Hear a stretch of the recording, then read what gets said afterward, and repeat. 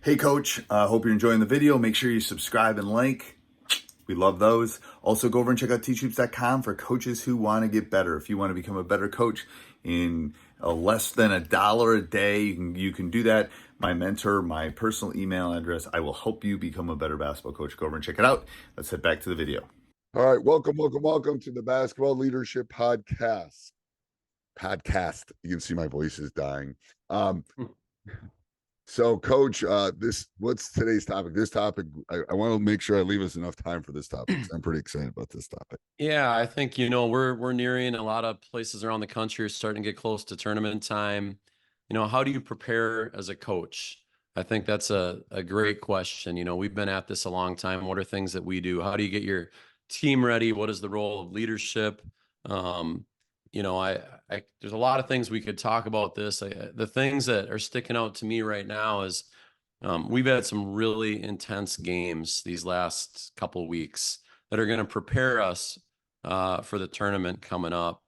And emotional games where things went our way and didn't go our way, and your response and your ability to be poised and your ability to handle that is critical. And so, this time of year, it's about talking about poise. It's about making sure kids are healthy. Like, we practice, if we go more than an hour and 15 minutes, it's a long practice this time of year. I want them in. I want them out. We're going to focus on a few things. We're going to get some shooting. I don't want to risk injury. I don't want to risk having them not physically ready to play a game. I just gave a big talk to our team about just making healthy choices and eating well and sleeping well, and how choices that we're making now, they might not hit us for 2 weeks, and by that time it's too late. We had a team a couple of years ago. I mean, you couldn't have made this up. We had a team that was a potential state tournament team. I think we were a 2-3 seed and good season. Our best player tears his ACL in the first playoff game. And then our second playoff game, we had 4 all-conference players that year, okay? Best players, one of them is out. Our other 3 players are home with the flu Friday night. And we have a game Saturday. Tournament. Oh. We play Saturday. They're all home with the flu Friday.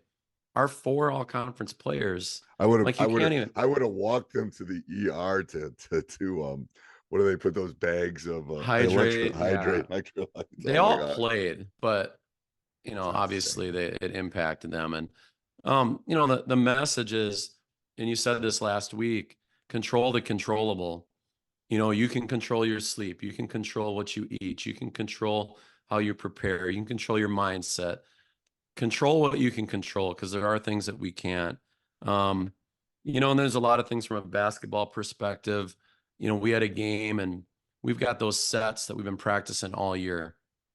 I haven't ran them once in a game yet, but I know I want to run them once in a game so that when we get to that time when we really need it, we've done it at least once. And so we're trying to make sure we get those things in, simplifying the game and taking out the complexity. I guess that's one thing I've learned.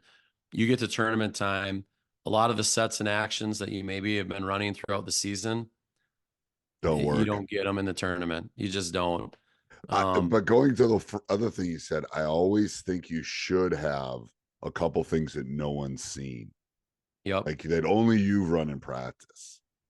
Like yep. I call them that. I call them like the ace in the hole, or they're in my back pockets that we've practiced. Like, we're a month out. We'll start practicing some of those. We'll try to get some in like you, but we'll keep. I have some plays that no one's seeing until we run it. Like, yep. Because especially with huddle and scouting now, it's like I almost got to keep these things right back here. They in my back pocket just in case. I know we had one that we ran. We've been practicing it. We've had this group for quite a while. We've been practicing it for 3 years. Ran it once in a holiday tournament with an obscure team that no one will probably ever see. We had to pull it out the other day. It got us 2 free throws. But yeah, you have to have those in your back pocket, and you got to have them ready to go, because we had it last year in our state, or as our section championship game to go to state. We ran a sideline play that we hadn't ran all year, and it got us 2 points to tie the game late, you know? It So will work. It will work. So I'll tell you a couple things for tournament for me. First of all, yeah, we just our first round of tournament is Friday, Saturday. So I have scheduled 2 of those this season. We just won both of them. I want them to experience what it's like to play back to back. back to back 72 minutes. We did it over Christmas. We did it at the end of January, early February, just so I want, and literally that's all I talk about is I said, this is what it feels like. It's emotional. Like it just, we're scheduling, we're doing this at the end of early February. When this goes out, it's going to go out a little later, but I told the guys yesterday, I said, it feels exactly like a Saturday tournament game. It's 45 degrees out, the sun's out. Yeah. It's, it's a set. It's just, I told him, I said, I've coached in every game in the state, and this is what it feels like. You're tired, blah, blah, blah. Yeah. So we do that. So I think that's very important from a memory, muscle, whatever it is. Because you're tired, because literally the second half of the second game and a second night to go on to the Sweet 16, I told him, I said, it's all grit. And yesterday we were down 12 with 8 minutes to go. And I said, this is it. This is what it feels like. And the team that's gritty the last 9 minutes wins. It's like that's, we play 18-minute halves. And we ended up winning by like 3 or something. So that's the first thing. Second thing is, and I don't know if coaches think about this. Again, we're in the Midwest, but here's something that I've noticed over time. In March or late February, gyms get very, very, very hot. And here's the reason. They haven't turned the heat off, and it's getting warmer outside. I love balloons. And they so I always talk about hydration. I have hydration things in my room about where are you on the hydration scale, because I've seen so many kids cramp up on that second night because they're tired, they've played more, the bench has gotten shorter, they haven't hydrated the way they needed to, they haven't eaten the way they needed to. So it's some of those micro, not macro, micro things that really matter for his tournament.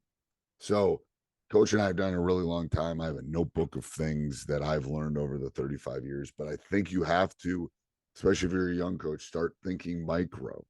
It matters.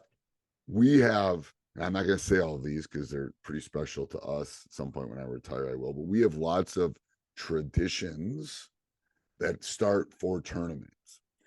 If you know, I know the word culture is the one that's thrown around a lot, but we have a lot of things that we do as a program come tournament, and they are passed down from player to player, they're passed down from parent to parent, and it's a shift. It's like Christmas, we're putting out the tree, it's Thanksgiving, we're bringing out the nice, china or whatever. I want those kind of things built into my program that we do. And I'll tell, shift. It's a shift. It's a shift. It's a mindset shift. It's a mindset shift. And I'm going to tell you, we're a month out from tournament.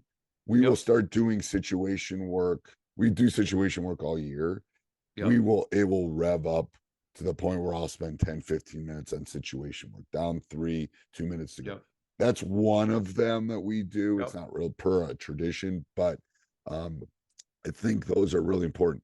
And I thought it was funny how your practices are getting shorter, and I'm having to get my guys in shape because they've been all sick and stuff. So I gotta remap out my next month, because you're right. It's good to shorten the practices.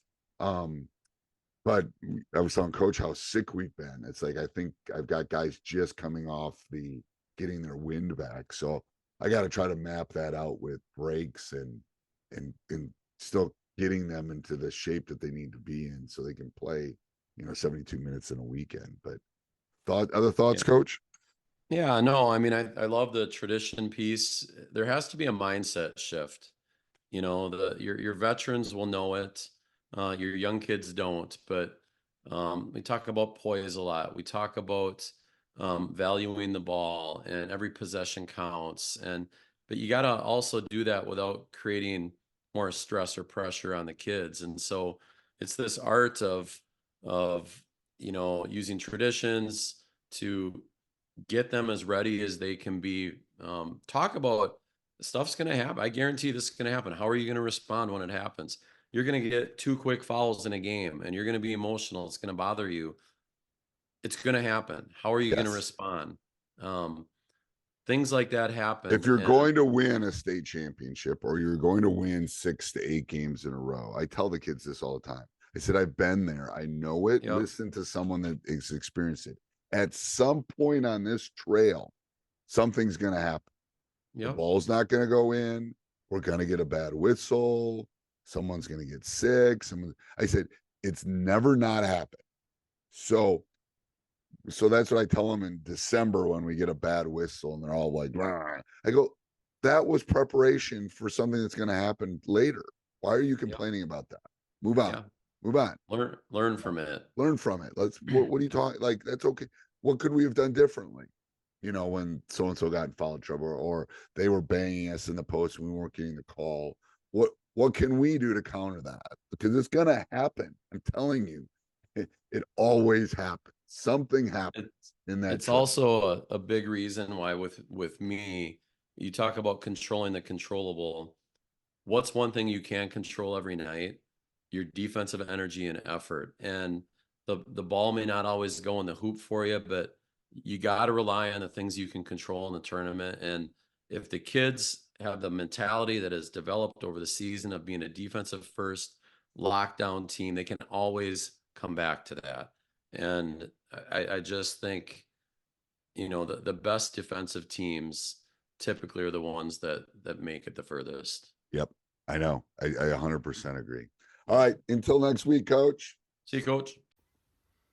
Thanks for watching, Coach. Make sure you go over and check out teachhoops.com for coaches who want to get better. Make sure you subscribe so you get notified every time we come back on. But you will not be disappointed with teachhoops.com. 14-day free trial. Let's go check it out. Have a great day.